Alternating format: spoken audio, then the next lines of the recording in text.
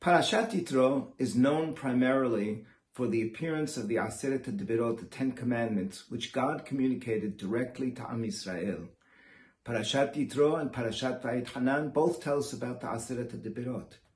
But the beginning of Parashat Yitro, from which this parashat takes its name, tells us about Yitro, the father-in-law of Moshe, who suddenly arrived at the camp of Israel and wanted to join them.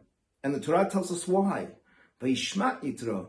He heard all of the success of Am Yisrael, how Hashem had helped them leave Mitzrayim and come to this very place with all the wonders and the nisim and niflaot that accompanied Bnei Israel's exodus from Egypt and arriving just at the foot of Har Sinai.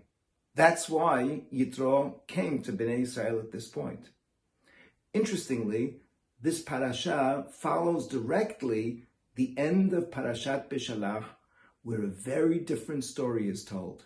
Amalek, who would become the arch nemesis of Bnei Israel, Amalek saw that Bnei Israel were weak. They were feeble. They had just come out of Egypt, and there were weak points that they could attack. And they did.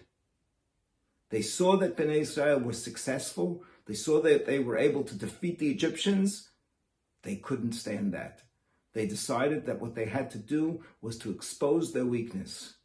Because Hashem helped Bnei Israel, because Moshe stood with outstretched arms on the top of the mountain, Bnei Israel were able to be victorious.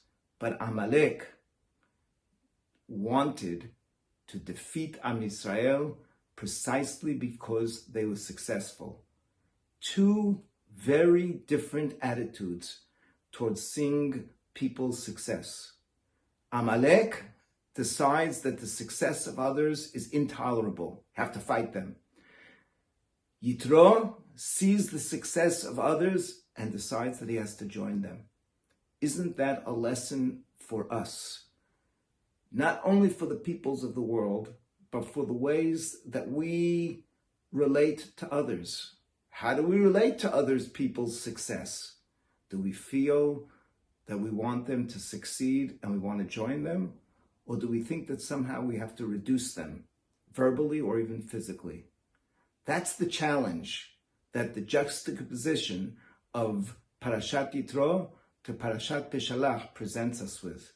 How will we react to the success of others? Shabbat Shalom.